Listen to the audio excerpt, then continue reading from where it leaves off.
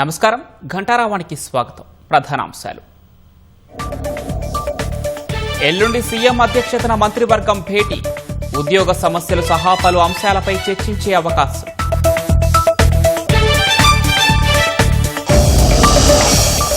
కాంగ్రెస్ అవినీతిని ప్రజలు గమనిస్తున్నారన్న కేటీఆర్. మరో 20 ఏళ్లు ఆ పార్టీ అధికారంలోకి రావటం కల అని జోస్యం. పంట కొనుగోళ్లపై రాష్ట్ర వ్యాప్తంగా రోడ్డెక్కిన రైతులు. ప్రక్రియ వేగవంతం చేయాలని డిమాండ్.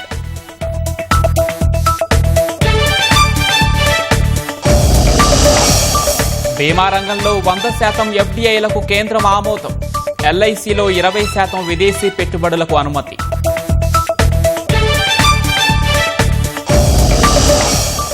పశ్చిమ బెంగాల్లోని 15 పోలింగ్ కేంద్రాల్లో రీపోలింగ్. పలు ప్రాంతాల్లో టీఎంసీ బీజేపీ మద్దతుదారుల మధ్య ఘర్షణలు.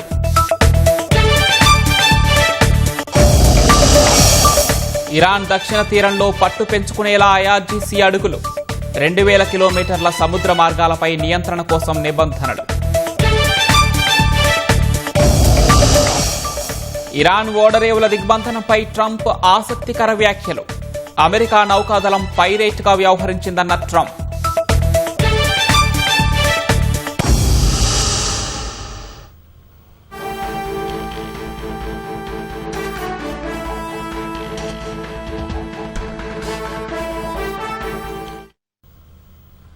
నాలుగు అంశాలపై ఉద్యోగ సంఘాలకు సీఎం స్పష్టతనిచ్చారు.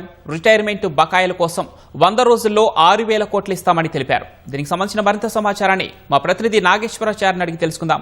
చెప్పండి నాగేశ్వరాచారి, ఉద్యోగ సంఘాలతో సీఎం సమావేశానికి సంబంధించిన తాజా సమాచారం ఏంటి? పవన్, ఉద్యోగ సంఘాలతో ముఖ్యమంత్రి రేవంత్ రెడ్డి సమావేశం నిర్వహించారు. నిన్న ఉప ముఖ్యమంత్రితో జరిగిన తర్వాత ఈ రోజు ముఖ్యమంత్రి ఇదే పలు అంశాలపైన చర్చ జరిగింది. ఉద్యోగ సంఘాలు అదేవిధంగా జాయింట్ కౌన్సిల్ కి సంబంధించిన నేతలతో ముఖ్యమంత్రి సమావేశం నిర్వహించారు. ముఖ్యంగా ఉద్యోగులు పీఆర్సీ, అదేవిధంగా పెండింగ్ డిఏలు, అదేవిధంగా రిటైర్మెంట్ బెనిఫిట్స్, మెడికల్ బిల్లులు, వీటికి సంబంధించిన అంశాలను ముఖ్యమంత్రి ముందు ఉంచారు. అదేవిధంగా గతంలో ప్రభుత్వం అనేక నిర్ణయాలు తీసుకుందని, అదేవిధంగా వైద్య విధాన పరిషత్కి సంబంధించిన ఉద్యోగులను ప్రభుత్వ ఉద్యోగులు గుర్తించిందని, పలు అంశాలు ఉద్యోగులకు సానుకూలంగా తీసుకుంటుందని ఉద్యోగ సంఘాల నేతలు సంతృప్తి వ్యక్తం చేశారు. ఆ తర్వాత వీటన్నిటికి సంబంధించి చర్చించిన తర్వాత ముఖ్యమంత్రి ప్రధానంగా 4 అంశాలపైన స్పష్టమైన హామీ ఇచ్చారు. ఉద్యోగులకు సంబంధించి వారు విశ్రాంత ఉద్యోగులకు సంబంధించి రావాల్సిన ప్రయోజనాలు వాటన్నిటిని కూడా 100 రోజుల్లో చెల్లిస్తామని హామీ ఇచ్చారు. 100 రోజుల్లో సుమారు 6,000 కోట్ల రూపాయలు బకాయిలు చెల్లించాల్సి ఉంది ప్రభుత్వం. 6,000 కోట్ల రూపాయలను 100 రోజుల్లో చెల్లించేందుకు తమ కార్యాచరణ చేపడతామని ముఖ్యమంత్రి హామీ ఇచ్చారు. అదేవిధంగా వేతన సవరణకు సంబంధించి వెంటనే నివేదిక తెప్పించాలని అధికారుల కమిటీని ఆదేశించారు. ఆ నివేదిక రాగానే ఆ నివేదిక ఆధారంగా పీఆర్సీపై నిర్ణయం తీసుకుంటామని కూడా ముఖ్యమంత్రి స్పష్టంగా చేశారు. అదేవిధంగా ఈహెచ్ఎస్ సంబంధించి అంటే నగదు రహిత వైద్య చికిత్సలు అందించాలని గత కొంతకాలంగా ఉద్యోగులు డిమాండ్ చేస్తున్నారు. వాటిపైన జూన్ 1వ తేదీలోగా ఉద్యోగులందరికీ ఆరోగ్య భద్రత కార్డులు ఇస్తామని ముఖ్యమంత్రి హామీ ఇచ్చారు. అదే ప్రతి 2 నెలల ఒకసారి గుర్తింపు ఉద్యోగ సంఘాలన్నీ కూడా సమావేశమై వాటికి సంబంధించి అంటే ఉద్యోగులకు ఏ అవసరాలు ఉన్నాయో వాటికి సంబంధించిన నివేదిక ఇవ్వాలని ముఖ్యమంత్రి వారికి తెలిపారు. ప్రభుత్వం ప్రతి ఉద్యోగులతో ఫ్రెండ్లీగా ఉంటుందని, ఖచ్చితంగా వారి సమస్యలన్నింటినీ సానుకూలంగానే స్పందించి తగిన నిర్ణయాలు తీసుకుంటారని ముఖ్యమంత్రి మరోసారి హామీ ఇచ్చారు. ఎందుకంటే ప్రభుత్వం ఏ కార్యక్రమాలు చేపట్టినా కూడా ఉద్యోగులు భుజాన వేసుకునే కార్యక్రమాలు అమలు చేస్తున్నారు. ముఖ్యంగా సంక్షేమ పథకాలను ప్రజల్లోకి తీసుకెళ్లడంలో ఉద్యోగులు కీలక పాత్ర పోషిస్తున్నారని ముఖ్యమంత్రి అభినందించారు. అదేవిధంగా ప్రభుత్వం కూడా మొదటి నుంచి ఉద్యోగులకు సానుకూలంగా ఉందని, తాము అధికారంలోకి రాగానే ప్రతి నెల 1వ తేదీన వేతనాలు అందే విధంగా చర్యలు తీసుకున్నామని, ఈ 2 ఏళ్లలోనే 67,000కు పైగా ఉద్యోగాలను నియామకాలు చేపట్టడంతో పాటు పెండింగ్ లో ఉన్నటువంటి టీచర్ల బదిలీల వంటి అనేక సమస్యలను కూడా పరిష్కరించామని ముఖ్యమంత్రి కూడా చెప్పారు. అదేవిధంగా ఉద్యోగ సంఘాలు కూడా ముఖ్యమంత్రి గానీ ఆ ప్రభుత్వం గానీ ఉద్యోగులకు సానుకూలమైన నిర్ణయాలు తీసుకుంటున్నాయని కూడా పేర్కొన్నారు. మొత్తం ఈ 4 అంశాలపైన మాత్రం ప్రభుత్వంకి స్పష్టత ఇచ్చింది. పవన్, ధన్యవాదాలు నాగేశ్వరాచారి.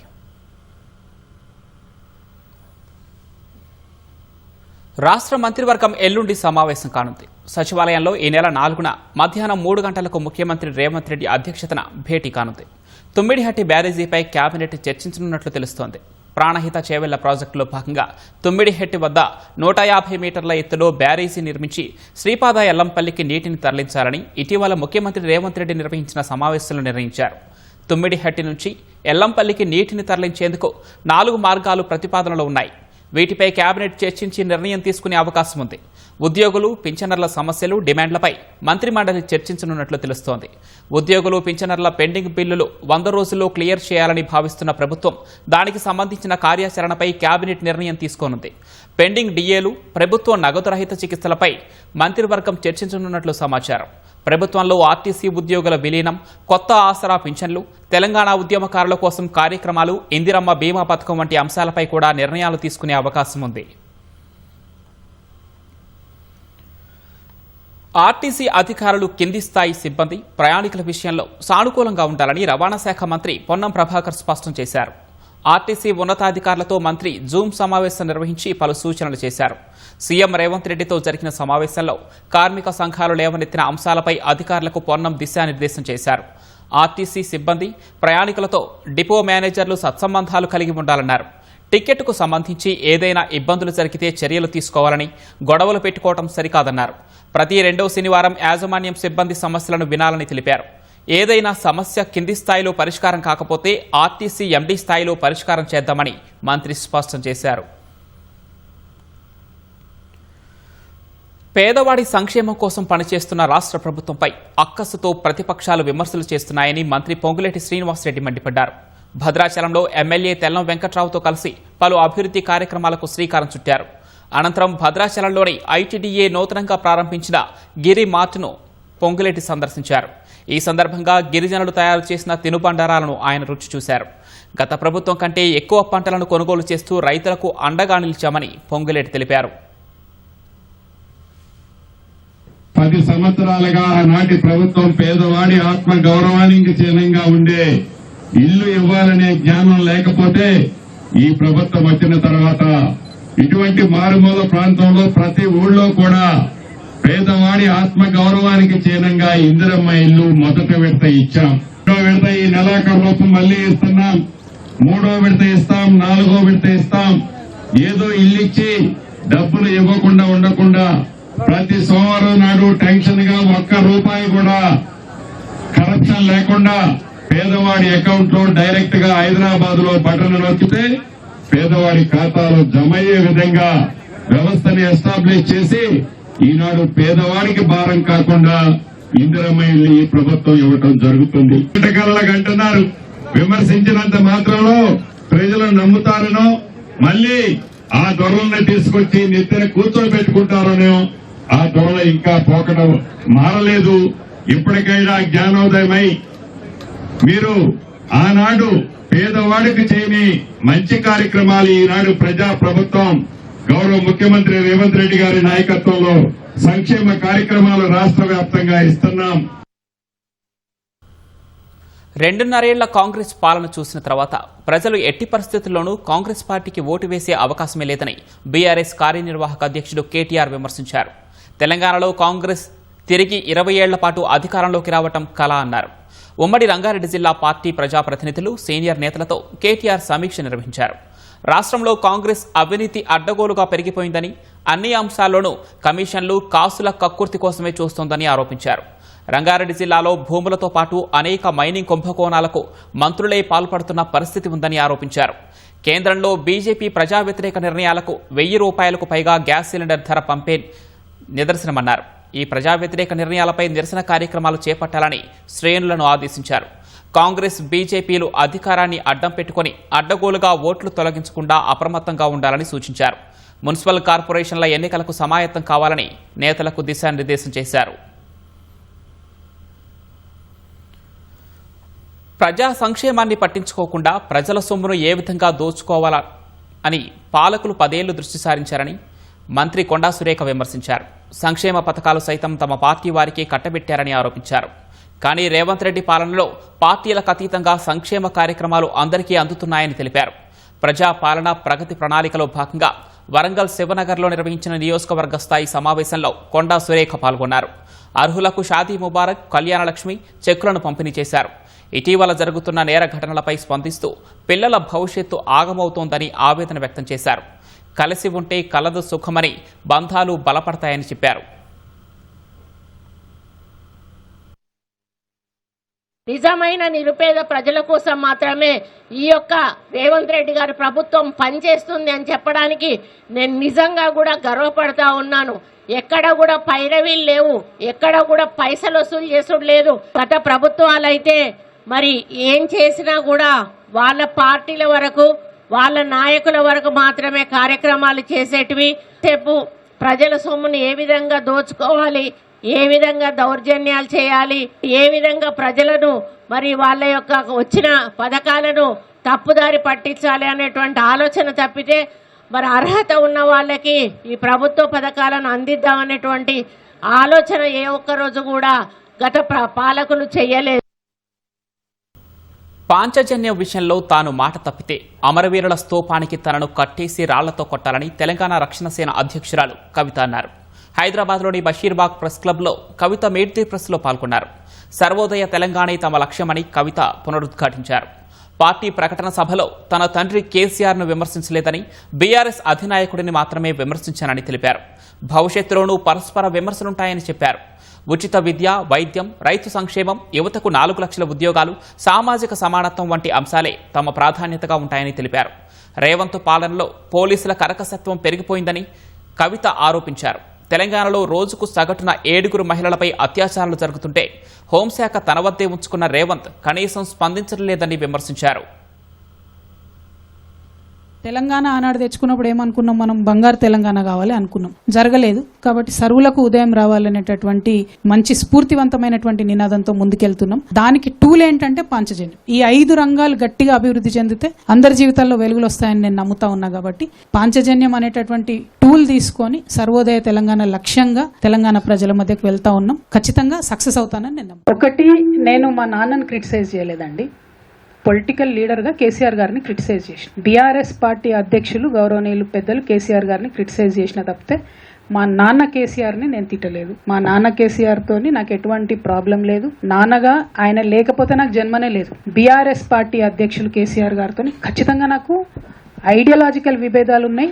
మొన్న విమర్శించిన, రేపు కూడా విమర్శిస్తా. తప్పు చేస్తే నేను తప్పు చేస్తే అట్లనే బీఆర్ఎస్ పార్టీ వాళ్ళు కూడా నన్ను విమర్శించవచ్చు. నేను చెప్పే ఈ పాంచజన్యం కావచ్చు, నేను చెప్పేటటువంటి ఉద్యమకారులది, అమరవీరులది, భూ నిర్వాసితుల పట్ల నేను కమిట్మెంట్తో లేకపోతే, నేను చెప్పే ఈ వల్నరబుల్ సెక్షన్స్ దగ్గర కమిట్మెంట్తో లేకపోతే, పక్కకే అసెంబ్లీ ఉంది, అసెంబ్లీ ముంగటనే అమరవీరుల స్తూపం ఉంది, అదే స్తంభానికి నన్ను గట్టేసి రాళ్లతో కొట్టమని తెలంగాణ ప్రజలందరూ నేను విజ్ఞప్తి చేస్తా ఉన్నాను. బీఆర్ఎస్ అధినేత మాజీ సీఎం కేసీఆర్ పై కవిత చేసిన వ్యాఖ్యలను తెలంగాణ సమాజం అంతా చేత్కరించుకుంటోందని BRS whip KP Vivekananda Goud అన్నారు. కవిత ఎవరి చేతిలో కీలుబొమ్మగా మారారో అందరికీ తెలుసన్నారు. ఇతర పార్టీల వాళ్లు కూడా కవిత వ్యాఖ్యలను తప్పుపడుతున్నారని చెప్పారు. కవిత గురించి బీఆర్ఎస్ పెద్దగా ఆలోచించడం లేదని, ఆ అవసరం కూడా లేదని వ్యాఖ్యానించారు. కాంగ్రెస్, బీజేపీ నాయకులు ఓపెన్ గానే, బాహాటంగానే కింది స్థాయిలో మాత్రం అందరూ కూడా తనను అసహించుకున్నటువంటి పరిస్థితులు తెలంగాణ రాష్ట్రంలో ఏర్పడ్డది. గతంలో బీఆర్ఎస్ పార్టీ, కేసీఆర్ గారు అన్ని విధాల అవకాశాలు ఇచ్చారు, ఎంపీగా ఇచ్చినారు, నిలుపుకోలేకపోయినారు. ప్రజలకు విశ్వాసం చూరగొనడంలో షీ హస్ ఫెయిల్డ్. తర్వాత ఆమెకు ఎమ్మెల్సీ అవకాశం ఇచ్చినారు. ఆమె పార్టీ క్యాడర్, నాయకులు, ప్రజల యొక్క మనవులు పొందడంలో ఘోరంగా విఫలమైనారు. కాబట్టి నాయకురాలుగా ఆమె పనికి రాదు. కేవలం ఆర్భాటాలకు పోయి, అంగులకు పోయి ఇతర పార్టీ చేతుల్లో కీలభంగా మారింది. కాబట్టి ఆమెను పెద్ద కన్సల్ట్ తీసుకునే అవసరం లేదని మేము భావిస్తా ఉన్నాం. అష్ట కష్టాలకు వచ్చి పంటను పండిస్తే కొనుగోలులో జాప్యం రైతుల పాలిట శాపంగా మారుతోంది. రాష్ట్ర వ్యాప్తంగా కొనుగోలులో జాప్యాన్ని నిరసిస్తూ రైతులు రోడ్డెక్కారు. తమ గోడును పట్టించుకుని త్వరితగతిన ధాన్యం కొనుగోళ్ల ప్రక్రియను ప్రభుత్వం వేగవంతం చేయాలని డిమాండ్ చేశారు. దొడ్డు, సన్నవడ్లను తరుగు లేకుండా కొనుగోలు చేయాలని విజ్ఞప్తి చేశారు. విత్తు వేసింది మొదలు పంట చేతికొచ్చే వరకు రైతులకు అడుగడుగునా కష్టాలే ఎదురవుతున్నాయి. అన్నింటికీ ఓర్చుకొని పంట పండిస్తే కొనుగోళ్ల జాప్యంతో అన్నదాతలు దిగులు చెందుతున్నారు. ధాన్యం కొనుగోళ్లలో సర్కారు జాప్యాన్ని నిరసిస్తూ అక్కడక్కడ రైతులు ధర్నా చేపట్టారు. నిజామాబాద్ జిల్లా ఆర్మూరు మండలం పెర్కిట్లో ఆందోళనకు దిగిన రైతులు ప్రభుత్వం ధాన్యాన్ని వెంటనే కొనుగోలు చేయాలంటూ నినాదాలు చేశారు. కామారెడ్డి జిల్లాలో కొనుగోలు కేంద్రం వద్ద ఉన్న ఐకేపీ సిబ్బందిపై రైతులు ఆగ్రహం వ్యక్తం చేశారు. నెల రోజులుగా వరి ధాన్యాన్ని కొనుగోలు చేయకుండా అధికారులు నిర్లక్ష్యం చేస్తున్నారని ఆరోపించారు. ఈ రైతు ప్రభుత్వం అని చెప్పుకునే ప్రభుత్వం ఇవాళ రైతులకు ఇంత బాధలైనా కానీ ఏనాడు ఒక రోజు స్పందించడం లేదు. ఎందుకంటే ఇక్కడ వరి కోతలు కోసి 20 రోజులు అవుతుంది. ఇది వరకు ఒక క్వింటాల్ బస్తా పెర్కిట్ సొసైటీ పరిధిలో ఇవ్వలేదు. ఇదే ఆర్మూర్ గడ్డ మీద ఆనాడు పిసిసి అధ్యక్షుడిగా వచ్చి నేను బోనస్ వరికి పంటకు 500 ఇస్తానని ప్రకటించారు. ఇవాళ ఉన్న పంటకు మద్దతు ధరతో కొనమన్నా కానీ ఇవాళ కొనే పరిస్థితి లేదు. రైతును ఆదుకునే పరిస్థితి లేదు. ఇప్పటికైనా స్పందించి స్థానిక నాయకులు గాని స్థానిక అధికారులు గాని ధాన్యాన్ని లేపాలని డిమాండ్ చేస్తున్నాం. ఒకవేళ ఇలా స్పందించకపోతే ఇంకో 4 రోజుల తర్వాత హైవేనే దిగ్బంధం చేస్తాం. గతంలో ఇప్పుడు కోతలు చాలా పెద్ద ఎత్తున జరిగినాయి. రోడ్లపైన ఎక్కడెక్కడ ధాన్యం కుప్పలు పోవడం జరిగింది. ఈ అకాల వర్షాలు పడి రైతులు నానా విధాలుగా నష్టపోతా ఉన్నారు. ఇప్పటికైనా అధికారులు కళ్ళు తెరిచి దీని మీద ఒక దృష్టి సారించి వెంటనే లారీలను పంపించి తూకాలు వేయించి రైతులను తత్వరమే వారికి న్యాయం జరిగేలా చూడాలని చెప్పేసి కోరుతా ఉన్నాం. ఇప్పటి వరకు ఒక్క కుప్ప జోకింది లేదు, ఒక్క బస్తా పోయింది లేదు. నిన్న రస్తా రోకో చేస్తామని చెప్పి పిలుపునిస్తే రాత్రి దించిర్రు. వరంగల్ జిల్లా వర్ధన్నపేట వ్యవసాయ మార్కెట్ లో మొక్కజొన్న కొనుగోలులో ప్రభుత్వ జాప్యాన్ని నిరసిస్తూ రైతులు ధర్నా చేశారు. రైతులకు మద్దతుగా బీఆర్ఎస్ నేతలు ధర్నాలో పాల్గొన్నారు. తక్షణమే మొక్కజొన్న కొనుగోళ్లను వేగవంతం చేసి రైతులను ఆదుకోవాలని డిమాండ్ చేశారు. సిద్దిపేట జిల్లా హబ్షీపూర్ వద్ద జాతీయ రహదారిపై రైతులు భారీ ధర్నా చేపట్టారు. సుమారు 2 గంటల పాటు వాహనాల రాకపోకలు నిలిచిపోవడంతో కిలోమీటర్ల మేర ట్రాఫిక్ జామ్ అయింది. పంట కోసి కల్లాల్లో పోసి నెలలు గడుస్తున్నా తూకానికి నోచుకోవట్లేదని ఆవేదన వ్యక్తం చేశారు. ఆదిలాబాద్ జిల్లా జైనద్ మండలానికి చెందిన వివిధ గ్రామాల రైతులు పిప్పరవాడ సమీపంలో జాతీయ రహదారిపై రాస్తారోకో చేయడంతో నాగపూర్ హైదరాబాద్ మధ్య రాకపోకలకు అంతరాయం ఏర్పడింది. తరుగు పేరుట ఏదైతే కల్లంలో కాంట అయిన వడ్లను కాంగ్రెస్ ప్రభుత్వం వెంటనే అక్కడనే ట్రక్ షీట్ తోని అక్కడనే బిల్లు ఏర్పాటు చేయాలని చెప్తే ఆ మురిపం ఒక్క రోజు కాదు, ఒక్క లారీ కూడా దిగలేదు. వెంటనే ఆ జీవోని ఎత్తేసి ఏదైతే మళ్ళా పాత జియో ఏదైతే ఉన్నదో రైస్ మిల్లర్లకు మళ్ళీ అలర్ట్ చేయడం జరిగింది. ఎలాంటి షరతులు లేకుండా ధాన్యాన్ని కొనుగోలు చేయాలి. రైతులు పండించిన ధాన్యానికి ఏ గ్రేడు బి గ్రేడు అని కొత్త రకం జియో తీసుకొచ్చి కాంగ్రెస్ పరిపాలన ఎంతో రైతులకు అన్యాయం చేస్తుంది. దీన్ని ఏ గ్రేడ్ బి గ్రేడ్ అనేది తీసేసి జియోని తీసేసి ఏ గ్రేడ్ కు కొనాలని మేము రైతుల పక్షాన కోరుతా ఉన్నాం. రైతుల వెతలను చూసి ప్రభుత్వం వెంటనే కొనుగోళ్లు జరపాలని కోరుట్ల ఎమ్మెల్యే సంజయ్ ప్రభుత్వానికి విజ్ఞప్తి చేశారు. జగిత్యాల జిల్లా మెట్పల్లి మండలం జగ్గాసాగర్లోని వరి ధాన్యం కొనుగోలు కేంద్రాన్ని ఎమ్మెల్యే సంజయ్ పరిశీలించారు. మంత్రుల మాటలకు క్షేత్రస్థాయి పరిస్థితి భిన్నంగా ఉందన్నారు. భువనగిరి నియోజకవర్గంలో ధాన్యం కొనుగోళ్లపై జిల్లా అధికారులతో స్థానిక ఎమ్మెల్యే కుంభం అనిల్ కుమార్ రెడ్డి సమీక్షా సమావేశాన్ని నిర్వహించారు. ధాన్యం కొనుగోలులో ఎదురవుతున్న ఇబ్బందులను, రైతుల సమస్యలపై చర్చించారు. ప్రారంభమైన అన్ని ధాన్యం కొనుగోలు కేంద్రాల్లో 20 రోజుల్లో కొనుగోలు ప్రక్రియ మొత్తం పూర్తవుతుందని వెల్లడించారు. దేశీయ బీమా రంగానికి సంబంధించి కేంద్రం కీలక నిర్ణయం తీసుకుంది. బీమా రంగంలో విదేశీ ప్రత్యక్ష పెట్టుబడులు ఎఫ్డీఐను 100% వరకు అనుమతినిస్తూ కేంద్ర ఆర్థిక మంత్రిత్వ శాఖ నోటిఫికేషన్ జారీ చేసింది. దీంతో ప్రభుత్వం నుంచి ముందస్తు అనుమతి లేకుండా విదేశీ సంస్థలు దేశీయ బీమా కంపెనీల్లో పెట్టుబడులు పెట్టేందుకు అవకాశం ఏర్పడింది. మధ్యవర్తులు, ఇతర ఇంటర్మీడియట్ సంస్థల్లోనూ 100% విదేశీ పెట్టుబడులకు కేంద్రం మార్గం సుగమం చేసింది. అయితే ఎల్ఐసికి ఈ నిబంధన వర్తించదని కేంద్ర ఆర్థిక శాఖ స్పష్టం చేసింది. ఎల్ఐసిలో 20% మాత్రమే విదేశీ పెట్టుబడులకు అనుమతి ఇచ్చినట్లు తేల్చి చెప్పింది. 2025 డిసెంబర్లో పార్లమెంటు ఆమోదించిన సబ్కా బీమా సబ్కీ రక్షా బిల్లు రాష్ట్రపతి ఆమోదంతో చట్టం దాల్చింది. ఈ చట్టం ద్వారా గతంలో బీమా రంగంలో ఉన్న 74% ఎఫ్డీఐ పరిమితిని 100%కి పెంచారు. ఛత్తీస్గఢ్ కాంకేర్ జిల్లాలో మందు పాత్ర పేలి ఇన్స్పెక్టర్ సహా 4 డిస్టిక్ రిజర్వ్ గార్డు జవాన్లు మృతి చెందారు. మరో జవాను తీవ్రంగా గాయపడ్డారు. చోటే బేతియా పోలీస్ స్టేషన్ పరిధిలోని అటవీ ప్రాంతంలో ఈ ఘటన జరిగినట్లు అధికారులు వెల్లడించారు. గతంలో మావోయిస్టులు అమర్చిన ఐఈడీలను నిర్వీర్యం చేస్తూ ఉండగా ఈ ప్రమాదం జరిగిందని తెలిపారు. ఈ ఘటనపై బస్తర్ రేంజ్ ఐజీ సుందర్రాజ్ పట్టాలింగం స్పందించారు. గత కొన్ని నెలలుగా బస్తర్ పరిధిలోని 7 జిల్లాల్లో నక్సల్స్ అమర్చిన వందలాది ఐఈడీలను గుర్తించి నిర్వీర్యం చేస్తున్నామని ఆయన తెలిపారు. అందులో భాగంగా ఇవాళ కూడా ఐఈడీని గుర్తించామని చెప్పారు. దాన్ని నిర్వీర్యం చేస్తూ ఉండగా అది పేలిపోయిందని తెలిపారు.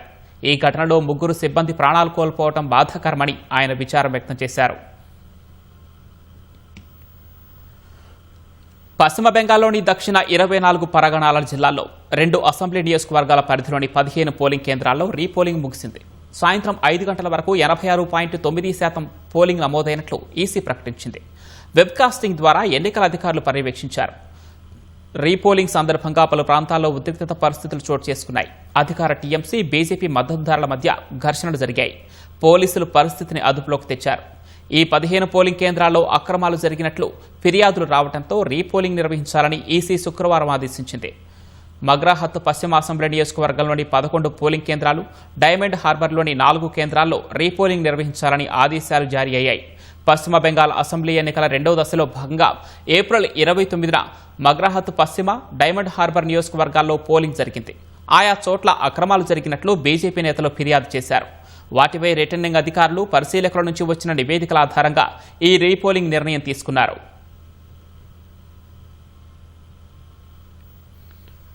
పశ్చిమ బెంగాల్లో ఓట్ల లెక్కింపు ప్రక్రియలో కేవలం కేంద్ర ప్రభుత్వ ఉద్యోగులని నియమించారని టీఎంసీ వేసిన పిటిషన్ను సుప్రీంకోర్టు తోసిపుచ్చింది. ఎన్నికల సంఘం నిర్ణయం నిబంధనలకు విరుద్ధంగా లేదని అభిప్రాయపడింది. కేవలం కేంద్ర ప్రభుత్వ పూల్ నుంచే సిబ్బందిని ఎంచుకునే అధికారం ఈసీకి ఉందని సుప్రీం తెలిపింది. ఓట్ల లెక్కింపు సమయంలో టీఎంసీ ప్రతినిధులు కూడా ఉంటారు కాబట్టి ఆందోళన అవసరం లేదని పేర్కొంది. కౌంటింగ్ కేంద్రాల వద్ద కేంద్ర ప్రభుత్వ సిబ్బందిని నియమించాలన్న ఈసీ నిర్ణయాన్ని టీఎంసీ అంతకుముందు కలకత్తా హైకోర్టులో సవాల్ చేసింది.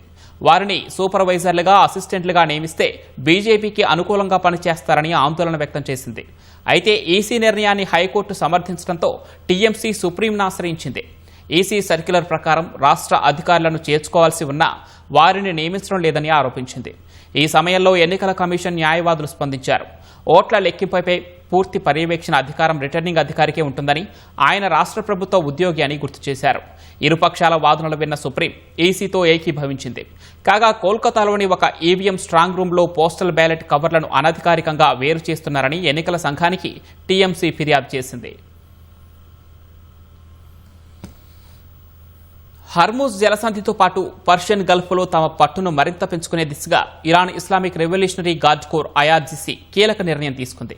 ఇరాన్ దక్షిణ తీర ప్రాంతంలో దాదాపు 2000 కిలోమీటర్ల మేర సముద్ర మార్గాలపై నియంత్రణ సాధించేందుకు కొత్త నిబంధనలను అమలు చేస్తున్నట్లు ప్రకటించింది.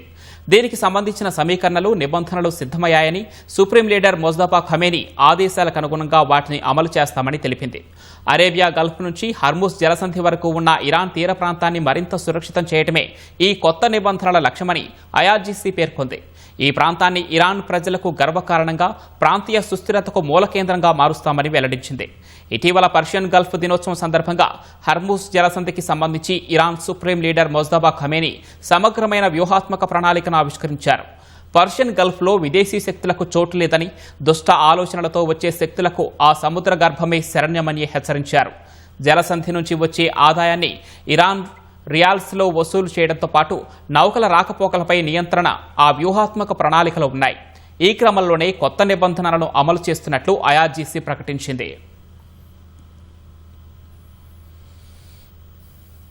ఇరాన్తో యుద్ధంపై రోజుకొక మాట మాట్లాడుతున్న అమెరికా అధ్యక్షుడు డొనాల్డ్ ట్రంప్ ఇప్పుడు తమను తామే నిందించుకున్నట్లు మాట్లాడారు.